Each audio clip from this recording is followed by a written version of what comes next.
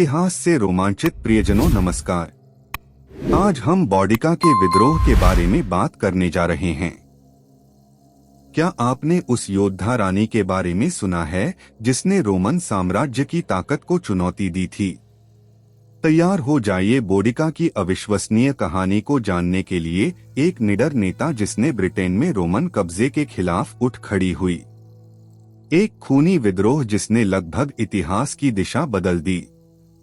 हमारी कहानी 60 ईस्वी में शुरू होती है, जब ब्रिटेन रोमन साम्राज्य के मजबूत कब्जे में था। लेकिन प्रतिरोध बढ़ रहा था और इस विद्रोह के केंद्र में एक महिला थी जिसकी बहादुरी किंवदंती बन जाएगी।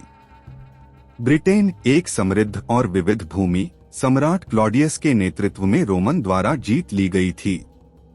रोमन ने भारी कर और क्रूर प्रथाएं लागू की, जिससे स्थानीय जनजातियों में असंतोष बढ़ता गया। कई निवासियों को अपनी भूमि छोड़ने और भारी कर चुकाने के लिए मजबूर होना पड़ा, जिससे आक्रमणकारियों के खिलाफ बढ़ती नाराजगी पैदा हुई। सेल्टिक जनजातियां अपनी स्वतंत्रता और परंपराओं पर गर्व करती थीं। वे अपने आप को और अधिक दमन महसूस करने लगीं। बौडिका आइसेनी जनजाति की रानी थीं, जिनकी शुरू में रोम के साथ एक संधि थी।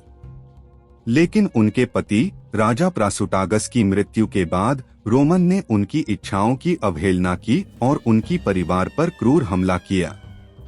बौडिका को सार्वजनिक रूप से कोड़े मारे गए और उनकी बेटियों का बलात्कार किया गया, एक क्रूरता का कृत्य जिसने विद्रोह की ज्वाला प्रज्वलित कर दी। यह हमला केवल व्यक्तिगत नहीं था, बल्कि पूरी आइसेनी जनजाति की गरिमा और स्वायत्तता का अपमान था। आक्रोश तेजी से फैल गया, बदले की भावना को भड़काते हुए। बदले की प्रबल इच्छा के साथ बौडिका ने विभिन्न सेल्टिक जनजातियों को एकजुट किया और एक भयंकर सेना बनाई। उनके करिश्माई नेतृत्व और न्यायपूर्ण उद्देश्य ने हजारों योद्धाओं को स्वतंत्रता के लिए लड़ने के लिए आकर्षित किया।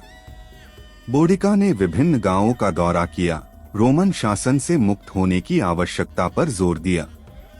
उनके उत्साह और दृढ़ संकल्प ने पुरुषों और महिलाओं को इस कारण से जुड़ने के लिए प्रेरित किया। रोमन युद्ध मशीन का सामना करने के लिए जो कुछ भी हथियार उपलब्ध था उसे लेकर बौडिका का पहला लक्ष्य कैमुलोडुनम, वर्तमान कोलचेस्टर, था। रोमन की पूर्व राजधानी शहर को अचानक ले लिया गया और सेल्टिक विद्रोहियों ने अपने रास्ते में सब कुछ नष्ट कर दिया। रोम की ताकत इस प्रारंभिक जीत से गंभीर रूप से हिल गई थी। कैमुलोडुनम की सड़कों को युद्ध के मैदान में बदल दिया गया, जहां रोमन इस क्रोध के लिए अप्रस्तुत जल्दी से पराजित हो गए। मंदिर, घर और सार्वजनिक भवनों को जला दिया गया, यह संदेश देते हुए कि सेल्टिक अब रोमन कब्जे को स्वीकार नहीं करेंगे। इसके बाद बौडिका ने लोडिनियम, लंदन और वेरुलामियम, सेंट एल्बन्स की ओर कूच किया, शहरों को जलाते और लूटते हुए। रोमन को पीछे हटने के लिए मजबूर होना पड़ा और एक पल के लिए ऐसा लग रहा था कि विद्रोह वास्तव में रोम को ब्रिटेन से बाहर कर सकता है।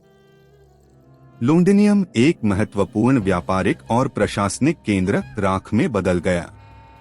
भयभीत आबादी ने भागने की कोशिश की, लेकिन कई लोग अराजकता और विनाश में फंस गए। वेरुलामियम ने समान भाग्य का सामना किया, इसके भवनों को लूट और जलाया गया, जिससे सेल्टिक के बेकाबू क्रोध का प्रतीक बन गया। लेकिन रोमन गवर्नर सुएतोनी पाउलिनो ने जल्दी प्रतिक्रिया दी। उन्होंने अपनी सेनाओं को एकत्रित किया और बौडिका का निर्णायक लड़ाई में सामना किया। सेल्टिक की बहादुरी और दृढ़ संकल्प के बावजूद रोमन सैन्य अनुशासन और रणनीति ने जीत हासिल की। एक रणनीतिक रूप से चुने गए युद्ध क्षेत्र में सुएतोनी ने अपनी सेनाओं को इस प्रकार तैनात किया कि उनकी श्रेष्ठता को अधिकतम किया जा सके।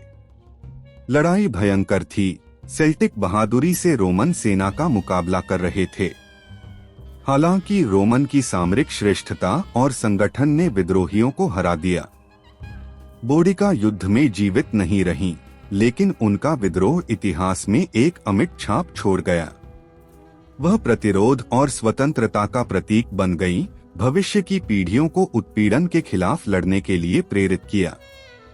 बोडिका की कहानी मानवता की अदम्य आत्मा का एक शक्तिशाली अनुस्मारक है। आज तक उनकी छवि साहस और दृढ़ संकल्प के प्रतीक के रूप में मनाई जाती है। हमें याद दिलाती है कि सबसे कठिन कठिनाइयों के बावजूद न्याय और स्वतंत्रता के लिए लड़ाई हमेशा सार्थक है। अगर आपको यह कहानी बोडिका और उनके रोमन साम्राज्य के खिलाफ विद्रोह के बारे में पसंद आई हो तो हमारे चैनल को सब्सक्राइब करना और बेल आइकन को दबाना न भूलें, ताकि आपको ऐसी और भी दिलचस्प कहानियां मिलती रहें। धन्यवाद और अगले रोमांचक रोम इतिहास के साथ फिर से मिलते हैं।